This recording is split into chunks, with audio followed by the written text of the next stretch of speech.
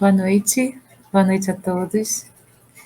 Estamos aqui diretamente da página do Facebook do Centro Espírita 3 de Outubro para fazermos o estudo de mais um capítulo da obra Evolução em Dois Mundos. Hoje é o capítulo 19 que nós vamos estudar. Vamos começar com uma oração, pedindo a espiritualidade superior, pedindo a Jesus, pedindo aos nossos mentores que possam estar conosco, nos conduzindo, nos amparando, nos orientando, fazendo com que o estudo dessa obra, que nos traz informações tão complexas, mas tão importantes, possa ser compreendido por nós com graça, com leveza, com harmonia, e que essas compreensões possam passar a fazer parte do nosso dia a dia, possam passar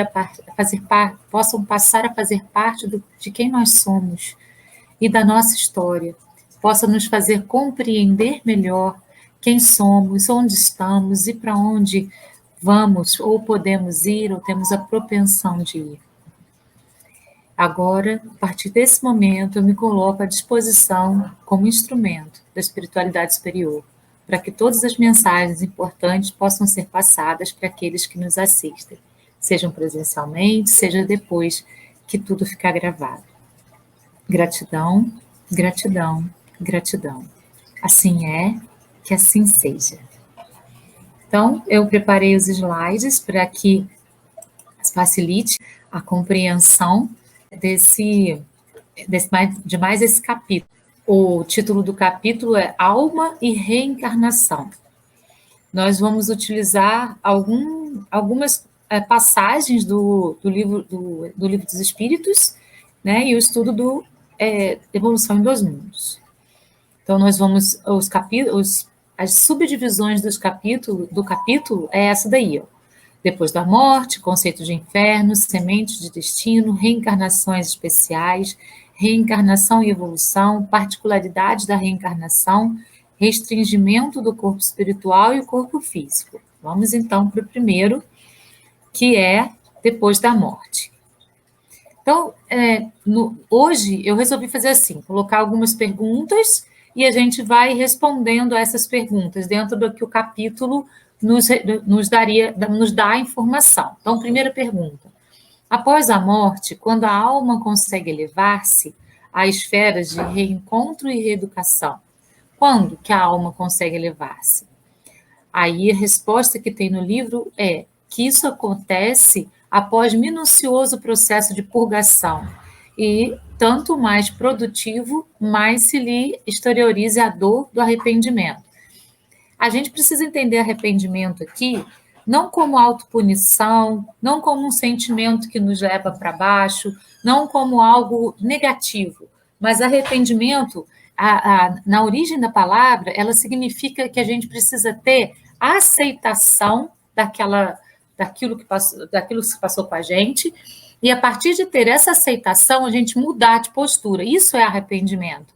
A palavra arrependimento ela foi deturpada durante muito tempo, e hoje a gente vê o arrependimento como um sentimento negativo, um sentimento que às vezes nos deixa pesado, nos deixa fragilizado, como se a gente fosse a última pessoa do mundo. E não é isso que arrependimento quer dizer. Arrependimento, portanto, é a aceitação, a responsabilidade sobre aquilo que a gente fez e o intuito de mudança, de se modificar dali para frente.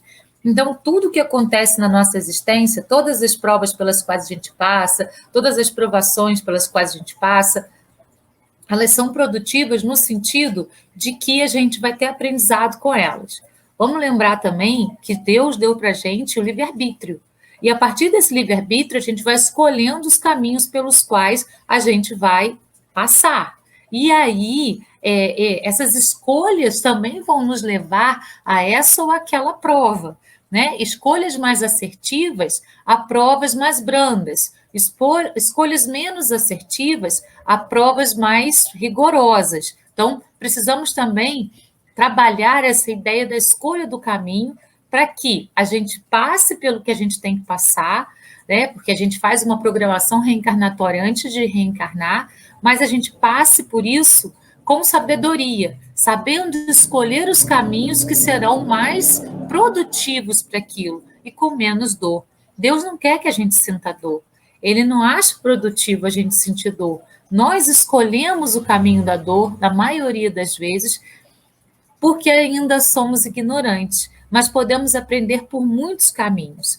E aí, quando escolhemos, a maioria de nós aqui encarnados na Terra, ainda estamos nesse processo de enveredar pelo caminho da dor, quando essa dor chega, que ela possa então nos produzir esse arrependimento produtivo, esse arrependimento que é esse caminhozinho, a aceitação, responsabilização e mudança de atitude. É assim que a gente precisa agir. Dessa forma, a gente vai trilhando o caminho da evolução.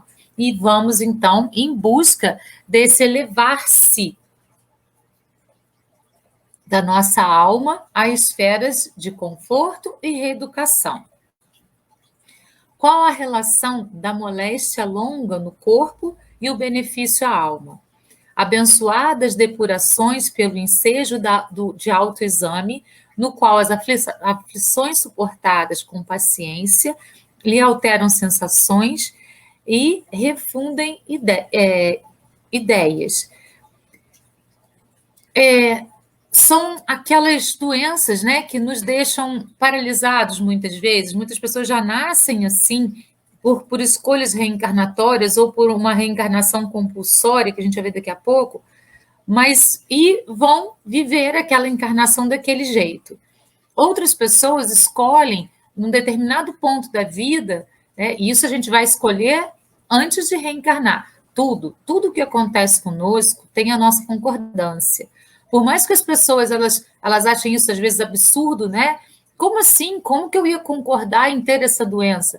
Por alguma coisa que você fez em algum momento da sua história, você concordou em ter aquela doença, ou você trouxe aquela doença para o seu corpo físico por sentimentos tóxicos, pensamentos tóxicos, atitudes tóxicas na sua existência. Isso fica bem claro no início do nosso lar, quando André Luiz é chamado de suicida. Mas eu quero dar um exemplo bem, bem simples. O irmão do Chico Xavier, ele fez uma programação reencarnatória em que ele passaria o final da sua vida durante 12 anos em situação vegetativa.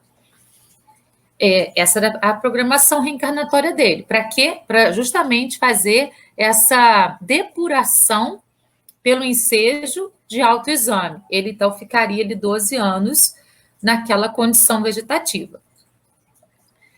E, durante a sua vida, ele foi trabalhando de uma maneira muito positiva. E quando o Chico Xavier começou a atender as pessoas na casa dele, lá no inicinho mesmo da obra de Chico, ele tinha um comércio perto da casa. E ele, então, começou a acolher as pessoas que vinham procurar pelo Chico, oferecendo água e um lugar para elas se sentarem enquanto esperavam, oferecendo um café, enfim. E por conta dessas atitudes que ele teve durante a vida, que foram atitudes muito assertivas, ele não precisou desse momento de depuração pelo autoexame, percebe? Então, a escolha é sempre nossa, né? A escolha mesmo de fazer essa escolha, de estar nesse estado vegetativo, seja no momento anterior à nossa encarnação, já entrar numa encarnação assim, ou ficar a partir de um certo momento nesse estado. Às vezes, uma alma que escolhe vir assim, por alguma culpa que ela carrega, porque sempre são resultados das nossas culpas, essas coisas que acontecem, né? Esses momentos em que a gente fica paralisado, esses momentos em que a gente entra nesse estado de uma doença que nos paralisa, por exemplo. Então, sempre é por conta da nossa escolha. Isso é muito importante a gente entender. E a gente pode reduzir esse tempo de acordo com as nossas escolhas durante a encarnação, ou aumentar, né? Dependendo aí do nosso comportamento durante a encarnação. Eu só quero mostrar o seguinte, que existe tudo isso, existe essa questão da depuração pela dor e pelo arrependimento, da depuração por uma doença que vai deixar a gente em estado vegetativo, existe tudo isso. Mas existe também a escolha de ser melhor. Se a gente escolhe, durante a encarnação, ser melhor do que fomos, podemos, então, diminuir isso ou, então, anular, como o irmão do Chico Xavier anulou. Né? Ele não fez isso para isso, porque ele não tinha nem consciência de que ele ia ficar assim. Foi uma programação que ele fez antes de reencarnar, e depois isso foi esclarecido por Emmanuel, para a gente. E aconteceu com ele. Assim, também pode acontecer com todos nós. Esses exemplos, eles servem para todos nós, para a gente entender que a nossa conduta, que as nossas escolhas assertivas podem, sim, nos aliviar determinados karmas que nós nos impusemos durante essa encarnação, certo? Então, nada é fixo, tudo é mutável, tudo se modifica o tempo todo, e vai se modificando como? De acordo com as nossas escolhas no decorrer da nossa caminhada. Porque se fosse fixo, a gente não teria o livre-arbítrio, né? Então, por isso, muitas vezes, né, a gente vai, né, ler a nossa sorte, vamos dizer assim, e as coisas que foram lidas ali não aconteceram. Por quê? Porque a gente não gostou daquilo que foi lido e a gente mudou a nossa rota para outro lado. E a gente, então, conseguiu mudar aquilo que a gente mesmo estabeleceu para a nossa existência. Somos nós que estabelecemos, o caminho é nosso, as escolhas são nossas e o livre-arbítrio foi nos dado para esse fim, né? Então, tudo que a gente vai ver aqui hoje são consequências de ações impensadas, muitas vezes inconscientes, que nós temos, mas que nós podemos, no momento seguinte, modificar isso com mudança de atitude, com a reforma íntima. Beleza? Então, aí ele fala isso daí no iníciozinho do capítulo, que é no subtítulo Depois da Morte. Mais uma pergunta. E se essa operação natural, autoexame, não foi possível no círculo carnal, mas se lhe agravam os remorsos? Remorso, sim, é um sentimento que a gente confunde com o arrependimento, certo? Uma coisa não tem relação com a outra. Arrependimento, como a gente falou, é a aceitação daquilo que a gente fez, a responsabilização e a mudança de atitude. O remorso corrói.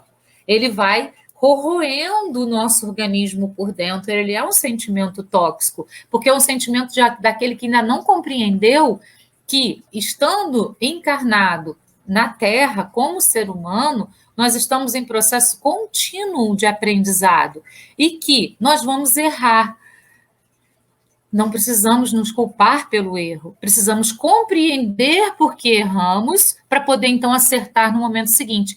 Mas algumas pessoas ainda não estão nesse ponto, né? E ainda se culpam demais por todos os erros que cometem, e aí vão gerando remorsos e vão agravando os seus problemas, porque vão se culpando, se autoflagelando, e aí a coisa vai ficando pesada.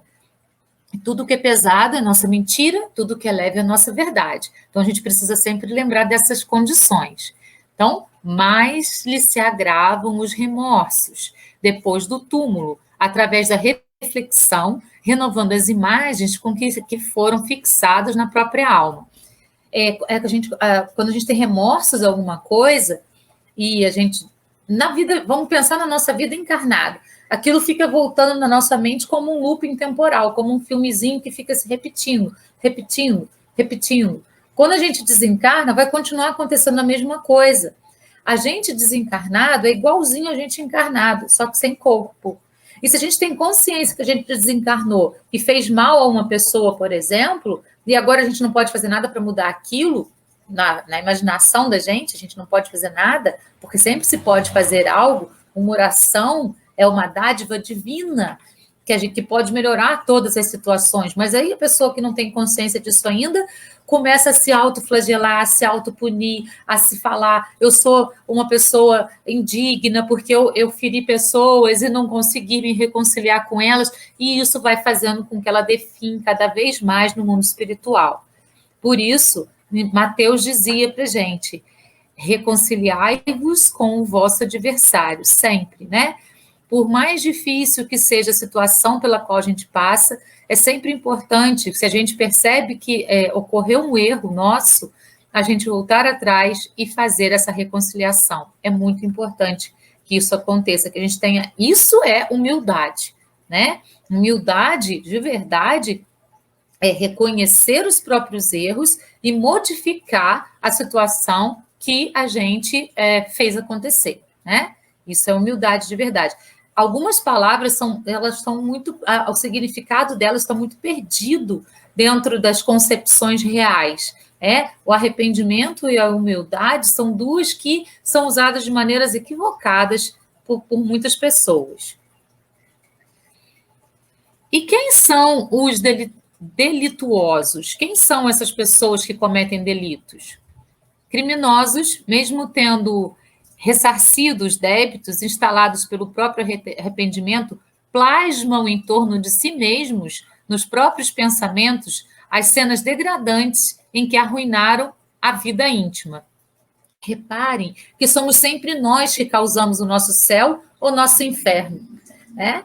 Quando a gente não tem consciência de que o erro faz parte do nosso aprendizado. Não é que a gente vai errar de propósito, mas se a gente errou em algum momento da nossa existência, aquilo vai fazer parte do nosso aprendizado para que a gente possa aprender a não errar mais. E quando a gente não tem consciência disso, a gente mesmo vai ficar remoendo os nossos erros, remoendo e se perguntando por que eu fui tão mal, por que eu fui tão bobo, por que eu fiz isso, porque não adianta se perguntar por quê.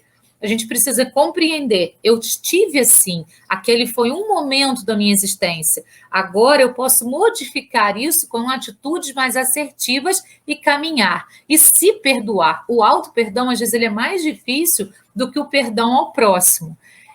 Todos nós passamos por muitas fases na nossa existência. Passamos por fases em que também já fomos criminosos, em que também já cometemos atos muito graves em relação às outras pessoas. Por isso, carregamos, às vezes, muita culpa no nosso ser. Não é necessário carregar culpas. As culpas geram karmas. É necessário se responsabilizar por todas as coisas que nós fazemos na nossa existência e, a partir da responsabilização, ter consciência e mudar de atitude. É assim que a gente evolui, e não se autopunindo o tempo inteiro. A gente não precisa se autopunir, a gente precisa se responsabilizar. Então, até mesmo um criminoso que cometeu crimes gravíssimos contra as pessoas e contra ele próprio, porque o primeiro atingido é quem comete o crime. Ele precisa compreender a gravidade do que ele fez, mas se responsabilizar por isso e se propor a modificação, e não ficar parado se culpando. Esse não é o melhor caminho. Outro delituoso, como diz André Luiz no livro, caluniadores, vivem pesadelos espantosos nas telas mentais.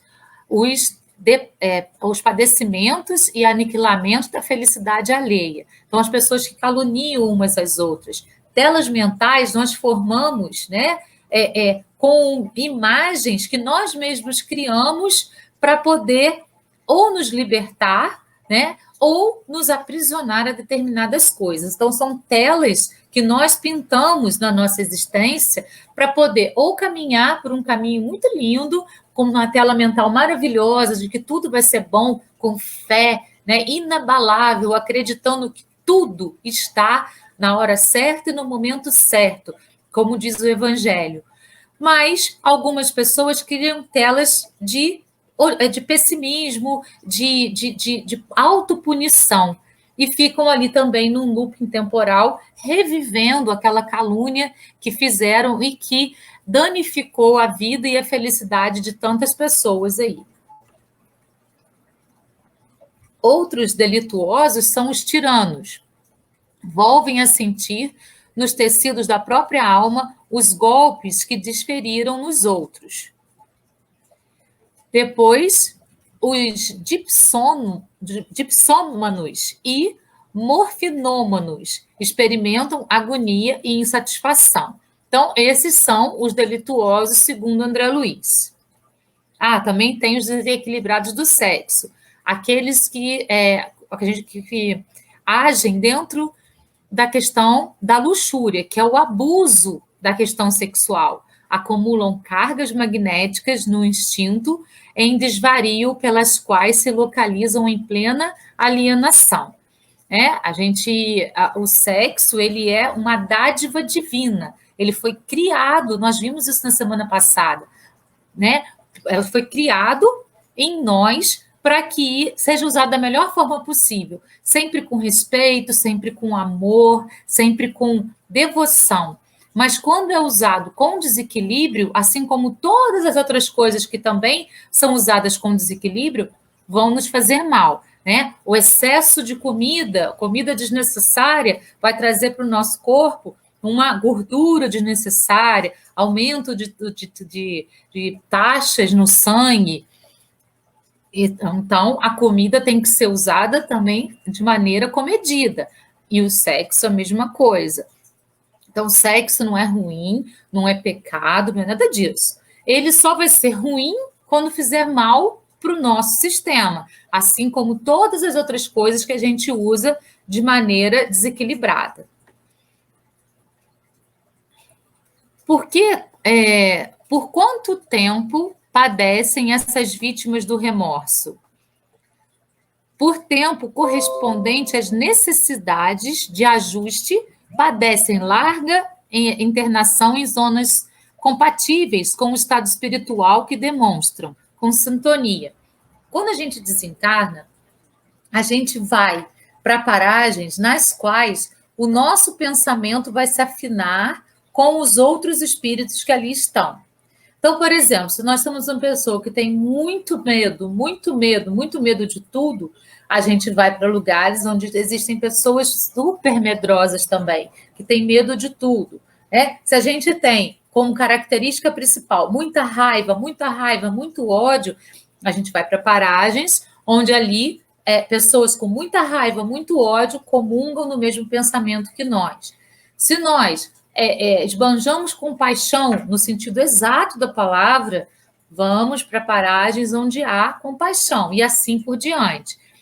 E, então, as pessoas que padecem de remorso vão para lugares onde tem muitas outras que também têm remorso e vão ficar ali quanto tempo for necessário para poder depurar aquilo dentro delas. André Luiz foi um excelente exemplo, né? Ele foi para o umbral por conta do seu ódio, do seu orgulho, da sua impaciência, dos seus sentimentos de não acreditar, porque ele era cético, ele não acreditava que existia vida depois da morte. Então, para ele foi um processo longo no umbral, né? Outras pessoas têm processos mais longos do que ele, até resolverem finalmente admitir que precisam de ajuda, que precisam pedir a alguém que façam alguma coisa, por favor, por mim, até conseguirem fazer uma oração que vem do fundo do coração e que faça com que ele seja socorrido daquele lugar. Então, vai depender muito da consciência em que momento essa consciência vai despertar naquela pessoa. Então, esse pode ser um processo mais longo ou mais curto, dependendo do tempo que a pessoa demore para criar essa consciência, para pedir ajuda. No Livro dos Espíritos, no capítulo 3, na questão 144, Kardec pergunta: como se opera a separação da alma do corpo? É brusca ou gradual? E eles respondem: o desprendimento opera-se gradualmente e com lentidão viável, segundo os indivíduos e as circunstâncias da morte. Os laços que prendem a alma ao corpo não se rompem senão aos poucos, e tanto menos rapidamente, quanto mais a vida foi material e sensual. Então, assim, quanto mais a pessoa é apegada ao corpo físico, em qualquer circunstância, mais lento vai ser o processo de afastamento. A gente precisa entender isso, já foi até falado num capítulo anterior desse livro, que primeiro o corpo físico ele vai à falência total. Quando o corpo físico vai à falência total, então o espírito vai se desprendendo, célula a célula, desse corpo físico. Esse desprendimento vai acontecer mais lentamente quando a pessoa é mais apegada à matéria, e mais rapidamente quando a pessoa tem compreensão da morte e dos processos da morte do corpo físico, né? Porque o espírito a gente sabe que é eterno, então a gente chama até de desencarne, mas o corpo físico efetivamente morre. E nós, o espírito que habita esse corpo físico durante aquela encarnação, vai para as paragens onde o seu pensamento se afina com os outros espíritos. No momento da morte, tudo se apresenta confuso. Primeiro, a gente tem um momento de confusão. Isso também já foi esclarecido aqui nesse livro, em capítulos anteriores. Depois, a alma tem consciência da sua individualidade. Isso vai depender muito. Pessoas céticas, pessoas que não acreditam na vida após a morte, de determinadas religiões, ou pessoas que são ateias, elas demoram mais a ter essa consciência da sua individualidade, porque elas não acreditam que aquilo possa acontecer. Então, elas ficam mais tempo na perturbação, na confusão. Estado da alma varia segundo o gênero de morte, da evolução moral da pessoa. Então, de acordo do gênero da morte, por exemplo, se a pessoa está doente há muito tempo e ela está esperando que aquilo vá acontecer, porque é uma doença que ela sabe que é de difícil cura, ela já está esperando aquilo acontecer. Então, ela entende mais rapidamente o acontecimento. Agora, se for por uma morte de acidente ou num assalto, por exemplo, ela leva um tiro e morre ali, desencarna ali, aí ela pode ficar em confusão um pouquinho de mais tempo também. E dependendo da sua evolução moral, aí essa evolução moral, ela não tem a ver com religião. Ela tem a ver com realmente a moral que você elabora dentro de você. Também não tem a ver com a moral da sociedade, tem a ver com a moral de Jesus, a moral do amor, né? Não tem nada a ver com a moral social. Então, dependendo do gênero da morte e da evolução moral, vai ser mais lenta ou mais rápida o desprendimento. Progridem mais ou menos segundo a sua vontade, como na vida corporal. Quando a gente desencarna, a gente não se transforma em outra pessoa, a gente é o que a gente é. Isso é uma coisa importante de a gente ter consciência. A gente é o que a gente é. Então, a gente desencarna e continua sendo aquilo que a gente é. Então, se nós somos pessoas proativas, propensas à modificação, que já trabalhamos a nossa reforma íntima, a gente vai mais rápido. Se somos pessoas resistentes, que não compreendemos tudo isso, que ainda temos resistência a muita coisa, vai ser mais devagar. Então, isso vai depender da vontade mesmo da pessoa. Tem ocupações em relação ao seu grau de adiantamento. Penas e sofrimentos variam segundo a natureza e o grau das falhas cometidas. E tudo é combinado, né? Nada é imposto pela espiritualidade para que aconteça efetivamente com a gente. Tudo é combinado. Quanto mais lúcido, quanto mais consciente o espírito mais ele vai ter a possibilidade de opinar sobre a sua próxima encarnação, né? A gente vai ver que existem encarnações compulsórias, reencarnações compulsórias, porque o espírito ainda está tão perturbado que ele não tem ainda muita condição de opinar. Mas quanto mais consciente, mais ele vai tendo condições de trabalhar as escolhas, né, para a próxima encarnação. Conceito de inferno é o próximo tópico do capítulo. Como é visto o inferno pelas várias religiões? Como órgão controlador do equilíbrio moral dos reinos do espírito, assim como a penitenciária e o hospital se levantam na Terra como retortas de recuperação e de auxílio. Retorta química, vaso de gargalo estreito e curto para destilação, próprio para experiências químicas. Então, o inferno é visto pelas religiões como uma penitenciária, um lugar onde você vai pagar os seus pecados, né? E como ocorre no além-túmulo, né? Como que realmente acontece? O estabelecimento depurativo, como que reúne em si os órgãos de repressão e cura. Portanto, as consciências empederminadas, aí se congregam as consciências enfermas, na comunhão dolorosa, mas necessária, em que o mal é defrontado pelo próprio mal, a fim de que, em si, examinando os semelhantes, esmoreça por si na faina destruidora em que se desmanda. Então, a gente lembrar da obra Nosso Lar e do exemplo de André Luiz, nesse caso, é muito interessante para a gente compreender, né? André Luiz era considerado um homem bom, digno, né? Acima de qualquer suspeita, mas no seu interior ele tinha sentimentos que ainda eram sentimentos de baixa vibração e tinha atitudes com relação a vícios e a sexo que não eram atitudes dentro do amor que Jesus veio trazer para a gente. Portanto, não eram atitudes vistas como morais pelo além-túmulo, certo? E ele, então, teve que passar pelas zonas purgatórias, com pessoas que comungavam mais ou menos o mesmo pensamento que ele, aquela faixa de pensamento que estava ali. E é assim que vai acontecer com as pessoas, né, que têm esse tipo de sentimento. Por isso, nós precisamos trabalhar a reforma íntima, para que a gente possa ir para paragens que sejam mais interessantes depois do além-túmulo, né? No momento do além-túmulo, certo? Comungar pensamentos interessantes, pensamentos iluminados, pensamentos de amor, pensamentos de evolução, de prosperidade em todos os sentidos, para que a gente possa, então, ter realmente esse pensamento em nós e irmos para paragens onde esses pensamentos se afinem conosco também. Mas, se a gente fala uma coisa e pensa outra, se a gente fala uma coisa e sente outra, não adianta. É o que a gente sente que manda, e não o que a gente fala.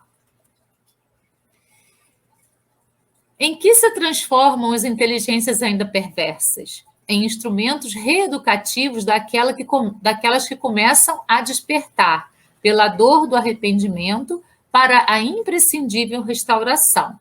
Então, muitos espíritos no chamado umbral, eles escravizam outros que têm de trabalhar dentro da sua batuta ali, né? Dentro do seu comando. E de repente, desperta. E ele, então, busca um caminho da luz. Muitas vezes ele vai levar com ele outros que veem o despertar dele e querem aquele caminho também. E um perverso ainda vai ficar lá para dar tendo esse papel reeducativo. Mas é sempre possível, através do livre-arbítrio, todos esses espíritos que estão ali se libertarem. Não é necessário ficar mais tempo do que depois da tomada de consciência. A grande palavra é consciência. No clima espiritual das várias nações do globo, como pode o inferno ser interpretado? Com um imenso cárcere-hospital, em que a diagnose terrestre encontrará realmente todas as doenças catalogadas na patologia comum, inclusive outras muitas desconhecidas do homem, não propriamente oriundas ou sustentadas pela fauna microbiana do ambiente carnal, mas nascidas das profundezas difusões do corpo espiritual e muitas vezes nutridas pelas formas pensamentos em torturado desequilíbrio, classificáveis por larvas mentais, de extremo poder corrosivo e alucinatório. Não obstante, a fugaz depuração com que se articulam quando não obedecem às ideias infelizes longamente recapituladas no tempo. A gente já falou de larvas mentais, né? No curso que eu fiz aqui no Centro Espírita, 3 de outubro, sobre os centros de força ou chakras e a meditação, a gente falou bastante sobre essas larvas e como elas atuam nos nossos centros de força, danificando o nosso corpo perispiritual e espiritual, né? Então, a gente tem esse conhecimento aí. São larvas mentais, efetivamente, elas não são vistas pelas pessoas humanas, elas não são vistas por nós. Elas são vistas somente por especialistas espirituais que podem, então, trabalhar nesse sentido. Mas nós precisamos sempre, através do nosso livre-arbítrio, pedir esse socorro, para que esse socorro se manifeste em nós, quando a gente sente algo de errado em nós. Elas se nutrem dos nossos pensamentos desequilibrados, dos desequilíbrios dos nossos pensamentos. Quanto mais desequilibrados os nossos pensamentos, mais elas têm como se reproduzir dentro do nosso sistema, né? Essas são, então, as doenças espirituais. E as doenças carnais são aquelas que a gente já tem aí conhecimento, né? Durante a medicina terrestre. Então, nesse inferno, né, que é chamado de inferno, na verdade, nesse hospital vão se reunir pessoas que têm doenças tanto físicas, do corpo físico, que vão reverberar, que vão se plasmar para o perispírito, quanto doenças perispirituais que vão, então, se manifestar nesse momento. Elas já se manifestam na Terra. Muitos médicos procuram a causa de uma doença, por exemplo, e não encontram, porque elas não estão no corpo físico, elas estão no corpo perispiritual. Muitas vezes é isso que acontece. Sementes do destino é o próximo tópico desse capítulo. O que significa sementes do destino? São as lembranças dos erros voluntários assumidos pelo devedor na encarnação recentemente deixada, analisando os males e sofrimentos de que se fez responsável, acusando-se incapaz de perdoar-se, tanto maior quão maiores lhe foram no mundo as oportunidades de elevação e a luz do conhecimento. A quem mais foi dado, mais será cobrado. Então, nós mesmos nos cobramos, né? Nos cobramos por não conseguirmos dar conta de determinadas coisas pelas quais passamos, males que fizemos e que fizeram outras pessoas sofrerem, que fizeram a gente mesmo, né, sofrer. Quanto mais a gente se culpa por isso e se autopune, mais a gente vai estar estagnando, né, no nosso processo de evolução. E quanto mais a gente tem conhecimento, mais a gente compreende aquilo que a gente poderia ter feito e não fez. Então, por isso, quem mais for dado, mais será cobrado. Quando e como surgem essas sementes? O espírito endividado nos lugares de retificadoras, inquietações, estabelecimento depurativo, órgão controlador do equilíbrio moral, exonera-se dos elementos mais envolventes, dos elementos de mais envolvente degradação, que o alvitam, e tão logo revele os primeiros sinais de positiva renovação para o bem, registra o auxílio das esferas superiores e passa a desfrutar suficiente serenidade para rever os compromissos assumidos, atendidos ou não, e daí as lembranças sementes. Então, quando a gente desencarna, a gente vai tendo recordações de tudo que aconteceu durante a nossa encarnação, durante aquela encarnação. E essas sementes do destino, essas lembranças, elas vão começando a pairar dentro do nosso sistema. E a gente, então, vai entrando e enveredando, dependendo do nosso grau, né, de adiantamento, ou por culpas que vão nos levar a paragens ainda mais turbulentas, ou por compreensão daquele processo, auto-perdão e, então, consciência para poder agir de modo diferente quando tiver a oportunidade. Então, a escolha é sempre nossa pelos dois caminhos. Pelo caminho da autopunição, que não é o melhor, ou pelo caminho da compreensão de que somos seres em processo de evolução. Então, nós é que vamos escolher. Mas essas lembranças vão vir. E aí, a partir delas, a gente vai escolher o caminho pelo qual a gente vai seguir. Como melhorar os próprios créditos? Ascendendo às escolas beneméritas nas quais recolhem mais altas noções de vida, aprimoram-se na instrução, aperfeiçoam impulsos e exercem preciosas atividades. Então, estamos lá no além-túmulo, desencarnamos, né? E temos duas escolhas. Olhar todas as sementes do destino, ou seja, todas as lembranças da nossa existência anterior. Nos culpar por elas, nos autopunir, estagnar. E ficar ali, né? Ficar naquele remorso. Ou nos arrependermos, lembrando que o significado da palavra arrepender é ter aceitação e ter, então, responsabilização para mudança de atitude. Ter, então, esse arrependimento, que é o sentido real da palavra, e começar a trabalhar, a se aprimorar, a estudar dentro das colônias ou dos mundos de passagem pelos quais a gente vai ter que ir, né? No processo de desencarne aí. Então, nós vamos escolher os caminhos pelos quais a gente vai seguir. Sempre a escolha nossa. Lembrando que o livre-arbítrio nos foi dado por Deus. Qual a reação do espírito diante do conhecimento das sementes do destino? Em se reconhecendo necessitados de promoção a níveis mais nobres, pedem novas reencarnações com as provas de que carecem para se quitarem consciencialmente consigo próprios, percebem? Então, aí, a programação reencarnatória vai ser feita com consciência e as provas pelas quais a gente vai passar vão ser provas que nós podemos passar para poder quitar aquilo que nós falhamos numa encarnação anterior.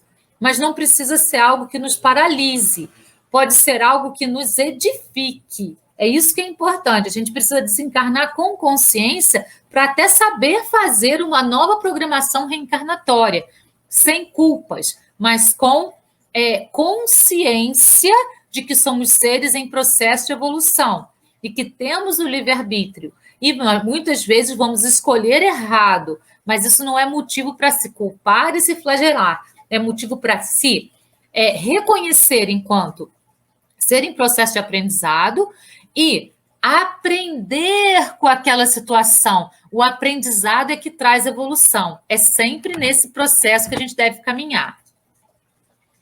Reencarnações especiais. Como se processam essas reencarnações? Muitas vezes sem qualquer consulta, compulsórias, aos que necessitam segregação em certas lutas no plano físico. Aqueles espíritos ainda muito rebeldes, né, que não compreendem nada sobre o bem e ainda não têm essa noção do bem, muitas vezes desencarnam e reencarnam numa encarnação compulsória. É rápido, porque eles ainda não têm condições de escolher nada. Então, aqueles seres que os amam, os anjos da guarda, os mentores espirituais, que o acompanham, vão junto à espiritualidade superior fazer a programação dele e enviá-lo, mesmo que ele não tenha consciência daquilo tudo. Mas eles vão se propor a estar do lado dele para poder contribuir com ele durante o processo reencarnatório. A que se refere o sem qualquer consulta no plano espiritual? Refere-se aos enfermos e criminosos que, pela própria condição ou conduta, perderam temporariamente a faculdade de resolver quanto à sorte que lhe convém no espaço do tempo em que lhe perdura a enfermidade, ou que se mantenham sob as determinações da justiça. Tá? Então, é bem isso aí, as encarnações, as reencarnações compulsórias. O que são as reencarnações especiais? São as que, em a individualidade, renasce de cérebro parcialmente inibido ou padecendo mutilações congênitas, ao lado daqueles que lhe devem abnegação e carinho, decididamente internados em celas físicas, corpo, como doentes isolados sob assistência precisa. Ninguém está na família errada. Por que representam dolorosas exceções no caminho normal? Por ocorrerem em lares faustosos ou paupérrimos, contrariando, por vezes, até certo ponto, os estatutos que regem a hereditariedade. Então, são casos muito especiais e tem a aceitação de todos os lados, né? Todo mundo ali aceita vir daquela forma. Só que quando a gente quando a gente reencarna, a gente tem o dom do esquecimento, a gente esquece tudo aquilo que a gente tinha planejado anteriormente, né? E então, muitas vezes, não aceita. Eu li uma vez uma história num livro que falava que, eu acho que eu até já contei essa história para vocês, e tinha um casal que era noivo, eles estavam prestes a se casar. E a moça conheceu um outro rapaz e largou o noivo para ficar com esse outro rapaz. Esse noivo já tinha uma moça, outra, predestinada a ele, que estava meio que esperando por ele, né, ficar ali livre, mas para poder, então, ficar junto com ele. Só que ele não aceitou a decisão da noiva. E ele, então, se suicidou. Ele caiu de cabeça, se jogou de cabeça num penhasco. Bateu com a cabeça no chão, danificou todo o espírito no local aqui do crânio. E numa próxima reencarnação, a moça ficou sem ninguém, né? E esse casal ficou se sentindo culpado para o resto daquela existência. Numa próxima reencarnação, esse casal, eles decidiram vir juntos e receber esse ser que pulou do penhasco como filho. E numa próxima encarnação, então, os dois casais poderem realizar aquilo que seria necessário. Então, nesse caso, seria uma reencarnação especial, porque essa criança veio com problemas mentais. E, na época da reencarnação, como a família era muito religiosa, eu acho que eles eram até espíritas, eles não entenderam por que eles tiveram aquela criança daquele jeito. Mas foi tudo explicado para eles, porque eles tiveram, então, a benevolência da espiritualidade superior pela conduta moral que eles tinham, de ser esclarecido isso durante a encarnação deles. Então, são casos assim, bem especiais mesmo, em que isso vai acontecer, né? E sempre é para a evolução, sempre é para a evolução. Reencarnação e evolução é o próximo tópico. A reencarnação tem como ponto primordial o princípio regenerativo? Não tem ela mero princípio regenerativo, pois também a evolução encontra nela firme apoio, pois regeneração e evolução não se verificam sem preço. Como entender o não se verificam sem preço? Porque tanto o progresso, evolução, quanto a recuperação ou expiação, regeneração, podem ser comparados à subida numa montanha, em que se sofre os problemas e as fadigas da marcha, os embaraços e armadilhas, miragens e espinheiros criados pelos próprios caminhantes. Como proceder para não se suar e chorar no resgate justo? É só suar no trabalho honesto. Isso está lá no Livro dos Espíritos. Então, assim, o princípio da reencarnação é a nossa evolução. O processo de regeneração vai acontecer juntamente com o processo de evolução. Então, nós vamos caminhando por caminhos interessantes, buscando a reforma íntima e nos aprimorando, lapidando cada vez mais. E então a regeneração vai acontecendo em nós naturalmente, por conta desse processo todo que a gente está buscando, enquanto buscadores na Terra, pela evolução, pela reforma íntima, pela lapidação dos nossos sentimentos. Reencarnação e evolução, né, a gente está nessa parte. Pode-se considerar que os infortúnios de hoje estejam debitados a compromissos de ontem? Não, porque com a prudência e imprudência, preguiça e o trabalho, bem e o mal, melhoramos ou agravamos situações, reconhecendo-se que todo dia no exercício de nossa vontade, formamos novas causas refazendo o destino. O amor corre a multidão dos pecados. Então, nós, a cada dia, podemos, como eu disse lá, né, no meio lá da nossa fala, nós podemos agravar os nossos problemas ou a gente pode encurtar os nossos problemas. Isso vai depender da nossa conduta moral. Lembrando que conduta moral não tem a ver com conduta socialmente aceita. Tem a ver com a conduta que Jesus veio trazer para a gente dentro da moralidade do amor.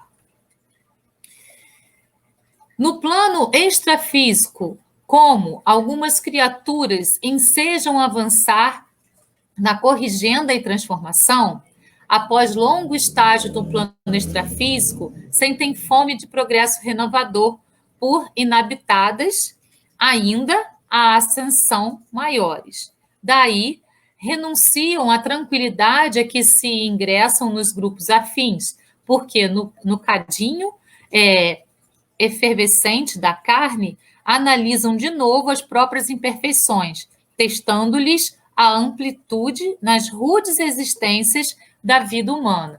Então, pessoas que já são um pouco mais evoluídas, muitas vezes escolhem reencarnar para poder se autotestar, para ver se realmente elas têm aquele nível de evolução que elas estão tendo consciência ali. E é no mundo carnal que a gente verifica isso.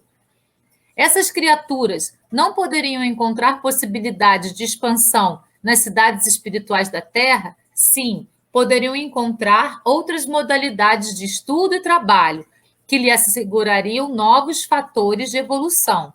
Contudo, escassa percentagem de criaturas humanas, além da morte, adquirem acesso definitivo aos planos superiores.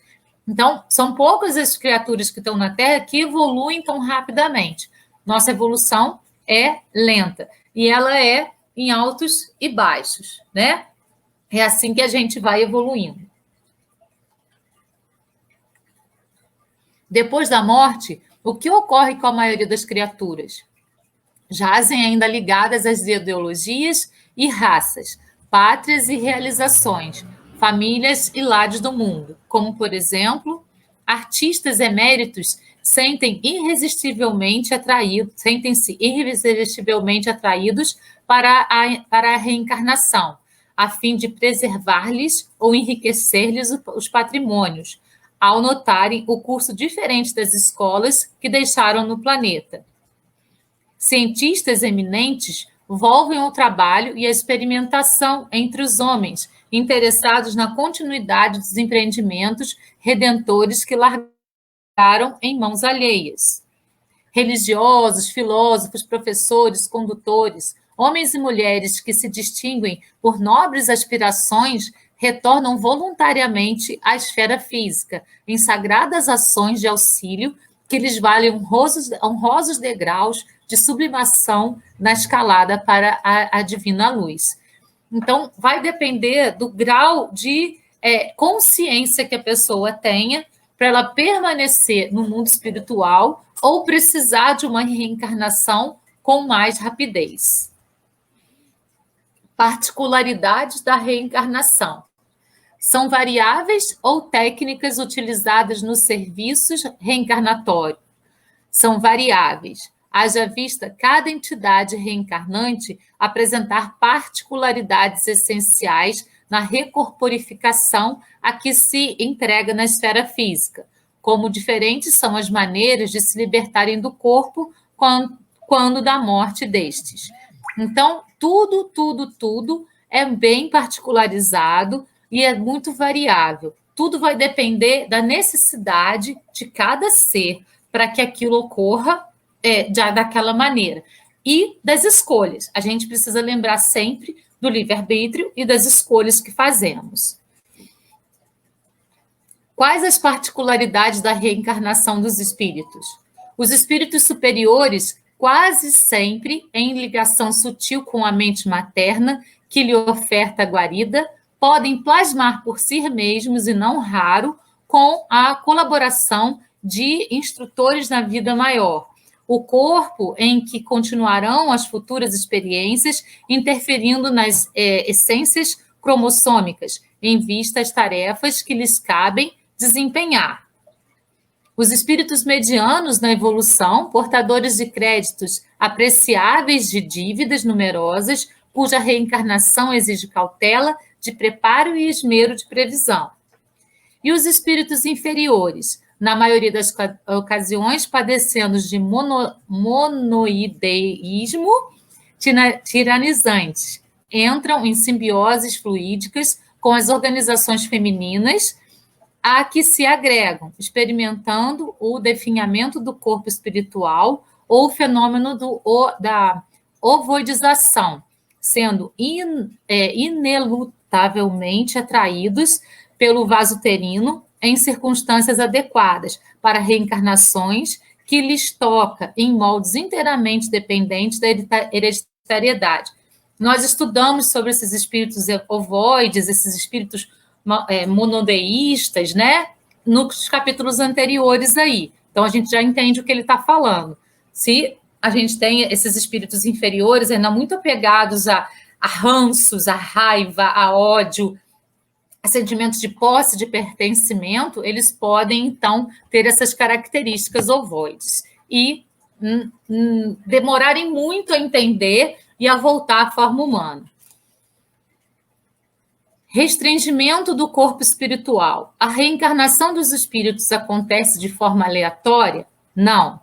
No plano espiritual, existem institutos de escultura anatômica, brunindo formas diversas, de modo a orientar os mapas ou prefigurações do serviço, que aos reencarnantes competirá atender mais tarde. Então, o nosso corpo físico é moldado, né, por esses seres que fazem esse tipo de trabalho, de acordo com a nossa programação reencarnatória, para que aquela reencarnação aconteça da melhor forma possível. Que fazem os escultores espirituais e para quem? Eles esboçam e estudam corpos, membros, órgãos, fibras e células aos aprendizes da sublimação, de acordo com as obras edificantes que lhes constam do currículo da existência. Em que momento do planejamento reencarnatório trabalham esses escultores?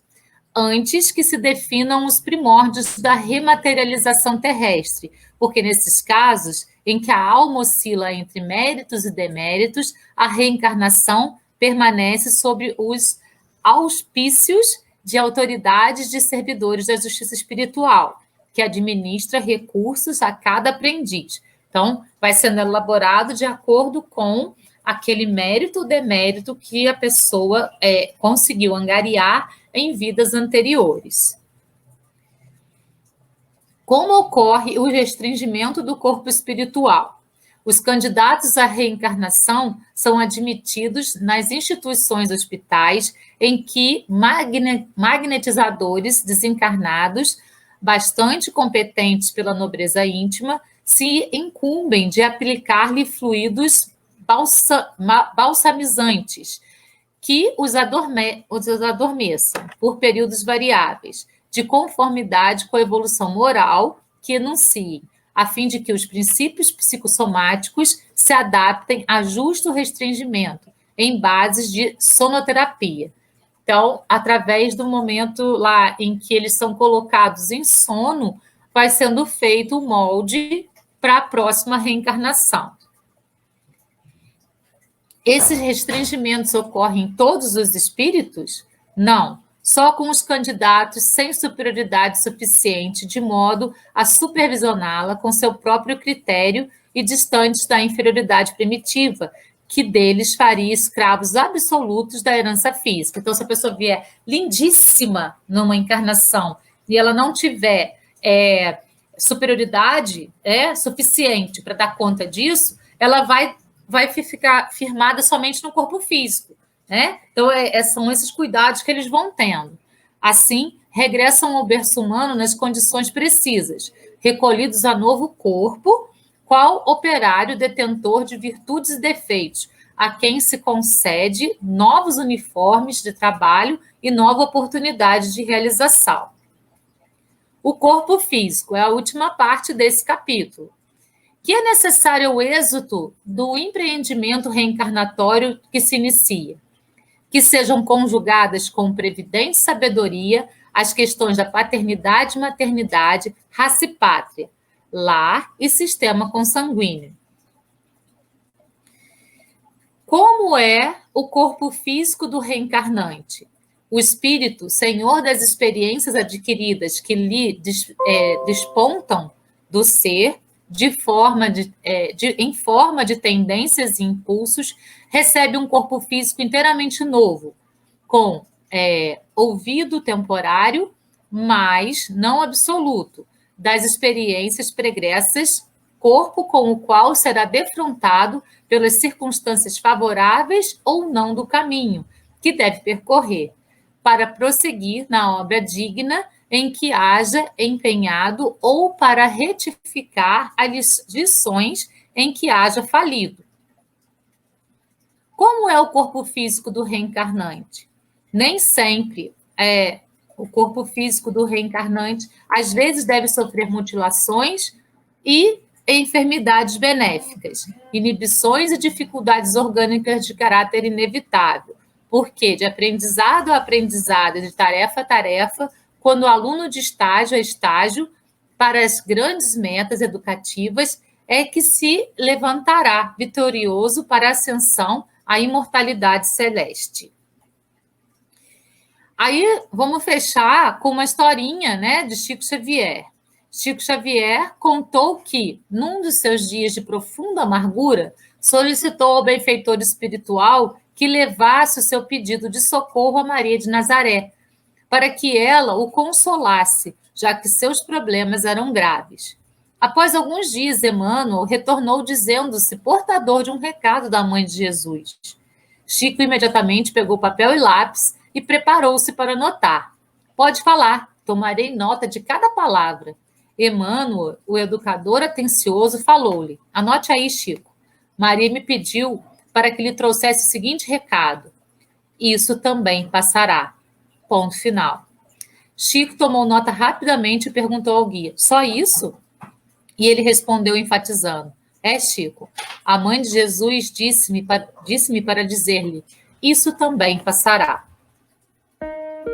Então, as nossas encarnações e reencarnações são momentos, são estágios pelos quais nós precisamos passar aqui na Terra. Mas são momentos passageiros. Se a gente pensar em toda a nossa progressão de ser infinito, a gente vai entender que esse momento que a gente está passando é um pedacinho perto de tudo que a gente já passou na nossa existência. Então, a melhor coisa que a gente tem que fazer é aproveitar esse momento de aprendizado para transformar isso em modificações efetivas na nossa vida, em acontecimentos que vão trazer ações mais assertivas na nossa existência. E, ao invés de nos culparmos, nos responsabilizarmos, para que a gente aprenda com os nossos erros e possa, então, na próxima vez, atuar de uma maneira mais assertiva. Gratidão a todos. Eu espero que eu tenha passado uma mensagem edificante para todos vocês. Pessoas espíritas, não espíritas, encarnados, desencarnados, que estão assistindo agora, vão assistir depois. Gratidão, muita gratidão. Até a próxima sexta-feira com o estudo do capítulo 20. Beijo no coração. Namastê. Até lá.